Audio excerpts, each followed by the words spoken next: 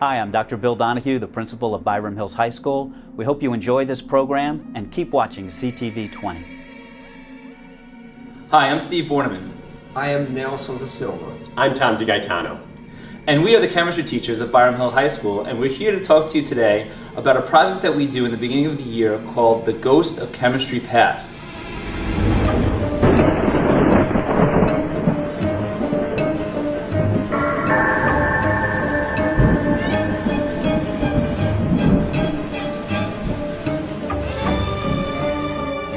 We started doing this project for a couple of main reasons, and one of them is just really so that we could have a fun event that students could participate in, so that they could have, be able to express a little bit about their creativity and be able to have a presentation in chemistry class, which isn't quite usual. It's something that they usually are able to do in English and they're able to do in history, but the students haven't traditionally been able to present and use a lot of creativity in chemistry. So it's something that we really started to do 3 years ago.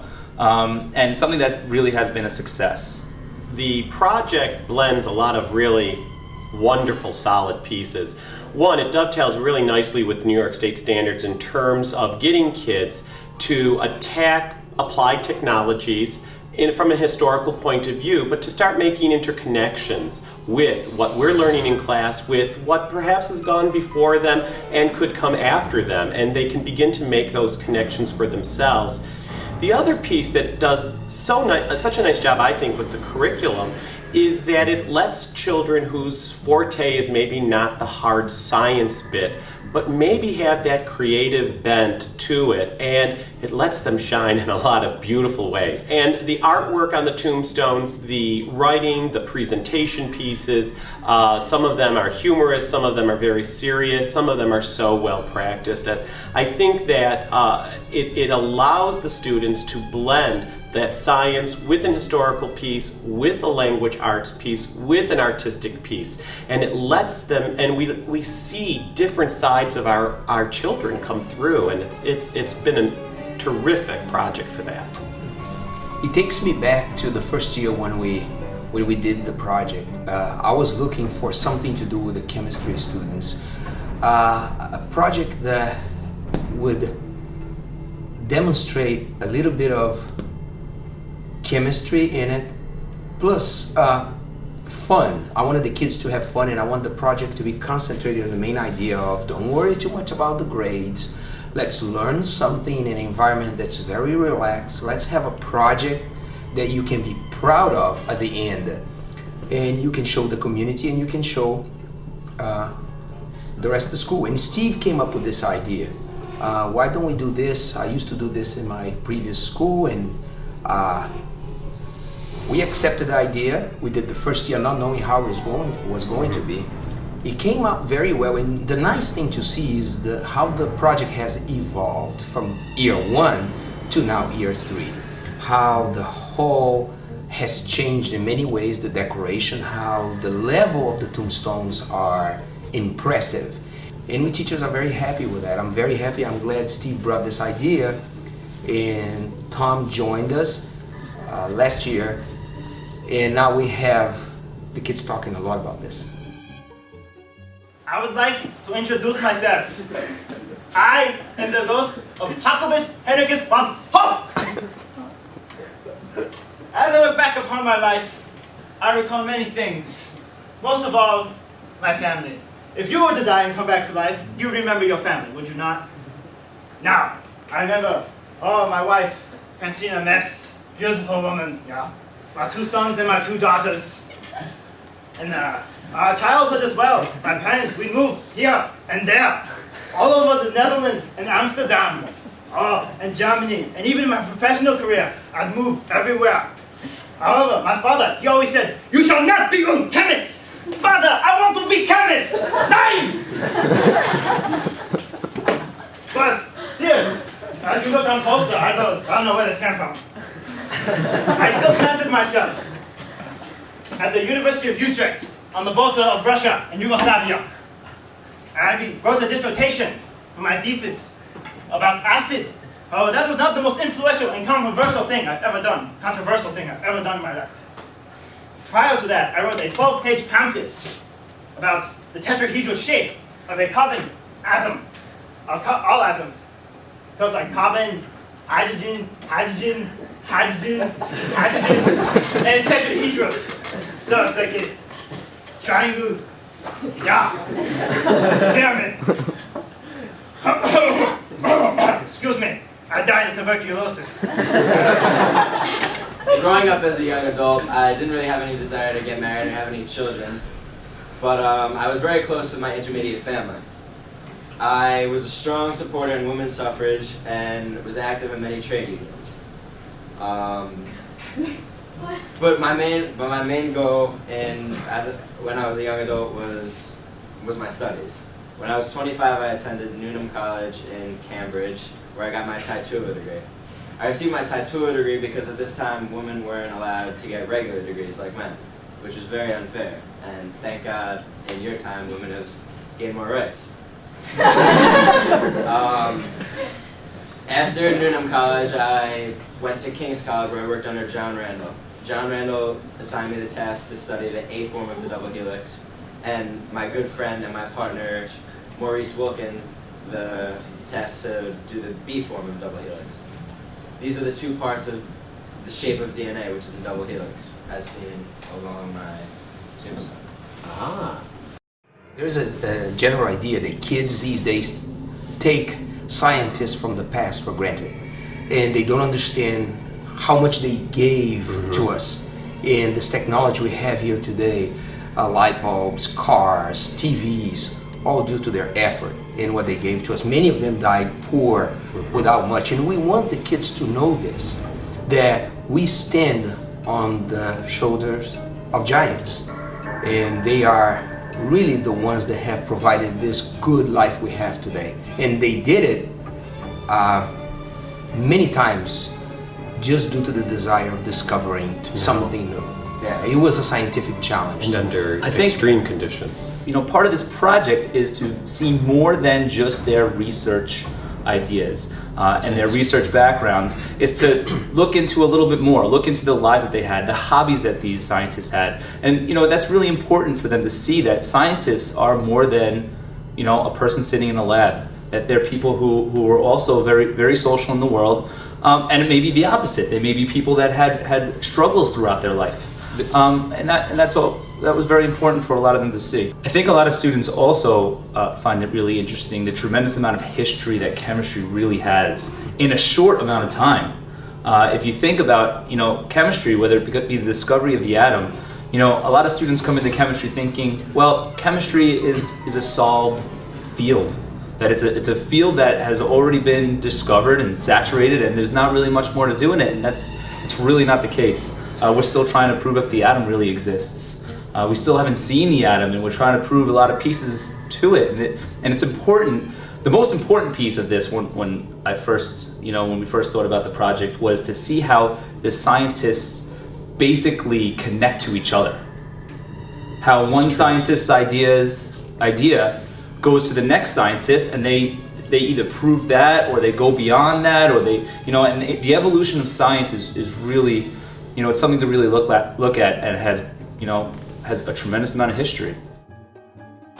I'd like to introduce myself. I am the ghost of Jacobus Heinricus van Hoff. I was born August 30th, 1852 in Rotterdam, the Netherlands. And I was raised there, and then I went to school at the Polytechnic School in Delft, Holland.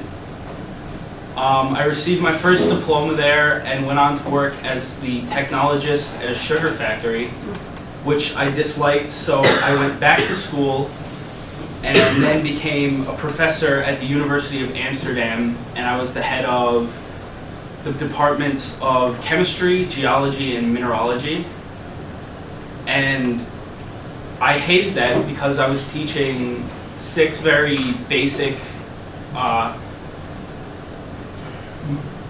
very interesting lectures every day, 6 days a week, and I decided that I would move to Berlin and take up a spot doing 1 lecture a week, which at the University of Berlin, which left me time to do my own research. Penicillin had an unusual ring shape and crystallized in different manners. I was happy to say that this saved the lives of many soldiers during World War II because of the antibiotics created from this. 8 years later, I determined the chemical structure of vitamin B12. Vitamin B12 I determined was a perforin and had unusual chemical qualities. Vitamin B12, with my discoveries about vitamin B12, I helped prevent and treat pernicious anemia, which was considered deadly at that time. In 1964, I got the Nobel Prize for Chemistry. I was very, very honored because I was the third woman to ever receive a Nobel Prize in Chemistry, and during my career I faced much discrimination because of my gender. In 1969, I made what I considered my greatest discovery. I determined the chemical structure of insulin. With my discoveries, I can make a more natural and compatible insulin to human beings. This helped diabetics greatly. As you can see, this is insulin right here.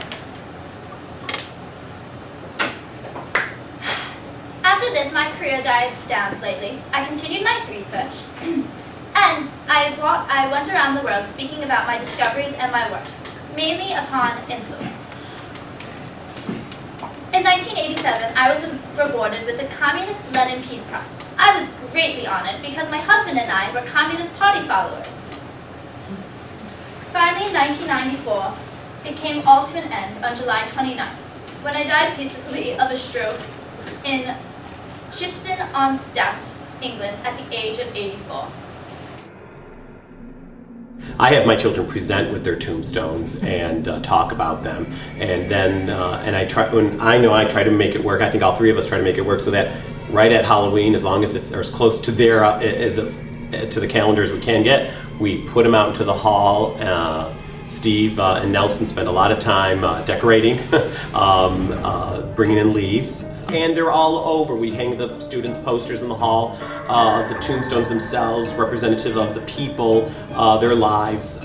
This event has become festive in that Halloween sort of way. Yeah. It's become an annual tradition. I know Dr. Donahue looks forward to every year, and we start getting questions from the beginning of the year. When are the tombstones coming out? When is the Ghost of Chemistry past projects coming out? So it really has evolved into something that has been looked forward to by the teachers, by the faculty, but especially the students this year. We saw that. We saw the students come in saying, are we going to be able to make those tombstones this year? Are we going to be able to do the presentations this year? And the effort that they put into wearing their costumes and things like that, it really, this year, that's been clear more than ever. I'd like to introduce myself. I am the ghost of Dmitry Ivanovich Mendeleev. As I look back on my life, I recall my earliest childhood in Tobolsk, Siberia. I was born February 7th, 1834, and was the youngest of 14 children. Some say I was the favorite. Well, I don't know about the favorite, but my mother always believed in me and always knew that I would be something great. I remember she said to me, Mitya, that's what she called me. She would say, Mitya, один день ты будешь очень хороший мужчина. Один день ты будешь знаменитый человек. That means, one day you're going to be a great man. One day you're going to be famous. I guess she was right. Well, when I was young, my father died, and my mother had to take over her family's glass factory in Moscow. I sometimes helped out there, and that was where I met my first chemistry teacher. His name was Timofey, and he was a glass blower. He taught me the basic principles of chemistry and sparked my love of it. Then my sister married a Decemberist, or decabrist, Besargin, who taught me later more stuff about chemistry and all of his knowledge. One of my favorite adventures, I invented cortisone, which I have right here, and this helped people with their arthritis pain. And towards the end of my life, I was an entrepreneur. I started my own industry, joined an association, and when I died, I later became famous. I was put on the stamp. I think I can speak for all of us in saying that the level of this project has really grown well beyond our expectations. It really has exceeded our expectations, and to see the students present their scientists and have so much pride in their scientists and the history behind them, and to use their creativity, it really peaked this year, and hopefully it'll keep peaking, and they'll reach new levels in every year, and surprise us every year with all new all new levels. And to watch them walk through the graveyard and to feel the festivity that they've created, and to watch the teachers go through there dancing and getting them excited about chemistry, their projects, and the things that they've done. It really is great. The enthusiasm of the school is really at a high level, and it's during Halloween, and it's something that we're all very proud of, and we're all very proud of our students as well. So in summary, I'd like to thank CTV20 for allowing us to explain a little bit about our presentation, about the Ghost of Chemistry Past project, and to also get out to the community so the community can see what hard workers our students really are and the creativity that they're giving to our school. So thanks to CTV20, and thanks for watching. Thank you. Thanks.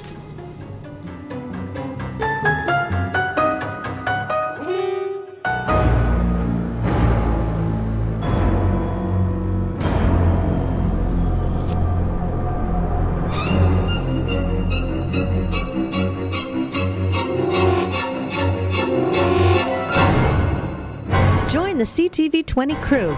If you would like to volunteer, please email us at ctv20@byramhills.org or call us at 273-9200 extension 385. You're watching CTV20.